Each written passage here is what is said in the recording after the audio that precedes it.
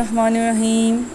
अस्सलाम वालेकुम बेटा। आज क्लास 6 का जो हमारा टॉपिक है वो है रुदात नवीसी, यानी कि किसी गर्मियों की छुट्टियों में किसी सेहत अफ़ज़ा मुकाम पर गुजारे हुए दिनों की रुदात लिखनी है आप लोगों ने। ठीक है। रुदात नवीसी जैसे कि लिखने का तरीक़ा कार मैं आपको बताऊंगी। ये किसी भी तफरीही मकाम की सैर, अगर फ़र्ज़ करें आप लोग इसके बारे में रुदात लिखते हैं तो उसके बारे में आप लिखोगे कि रुदात लिखने के उसूल व ज़वाबित ये होते हैं कि रुदात किसी ख़ास वाक़े या शख्स की याद में है तो इसका तारुफ़ चंद सतूर में कराया जाए। रुदात में तारीख़, वक्त, मकाम और हाज़रीन का ज़िक्र किया जाए। मकाम की आराइश और ज़ेबाइश और कैफ़ियत का ज़िक्र किया जाए।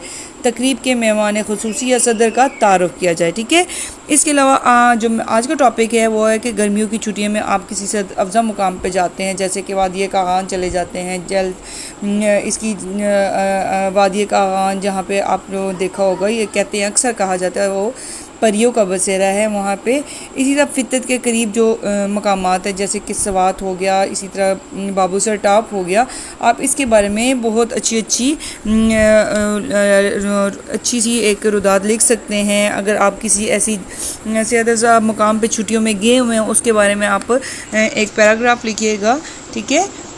आप लोग अपना ख्याल रखिएगा। अल्लाह हाफ़िज़।